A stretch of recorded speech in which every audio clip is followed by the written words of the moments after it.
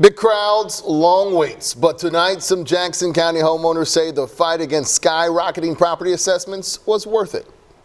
We got it down to a reasonable level. I'm very pleased that it's much less than it was. KSHB 41's Alyssa Jackson is following through today. She was at the Jackson County Assessment Department. So Alyssa, you've been on top of the story for some time. What did you notice when you were there? Well, Dee and Kevin, we were near the waiting room and people who hadn't made appointments told us they waited hours to get their assessments reviewed, but several people who did get in told us it was worth the wait. Get that appeal in, but don't rest on your laurels. A day after more than 1,000 people showed up at a tax appeal workshop put together by realtors and community leaders, people brought their assessments to Jackson County so they can take another look. I lived in my house 15 years. And this is the first time it went up like, oh my God. No, really, I mean 60%. They had assessed my property at 56% higher than it was last year, and we got it down to a reasonable level.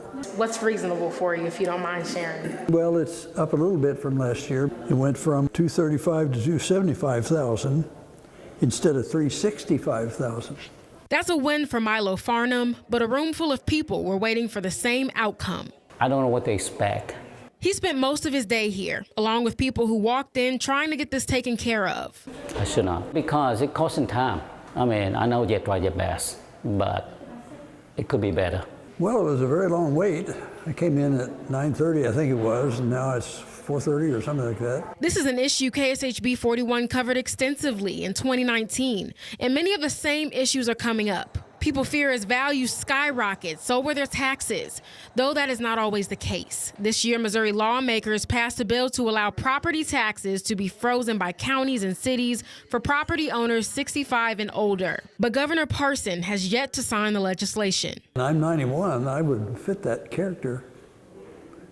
And I thought, well, maybe they're jacking it way up because they know they're never going to get it increased as long as I'm alive. We knew that there would be people in trouble. We just didn't know how many people were in trouble. As someone who heard tax appeals in the past, Stacey Johnson-Cosby is part of the community trying to educate people on what to do, though she blames the county for the past and the present. They've had 4 years, and yet they still didn't get it right. So to me, I'm disappointed that our taxpayer dollars are being wasted in whatever systems they're using. Farnham said if it didn't go his way, he'd have no choice other than to pay the taxes if they go up. But he was able to get them to make it right. So leaving this building today, how you feeling? Much better than when I came in.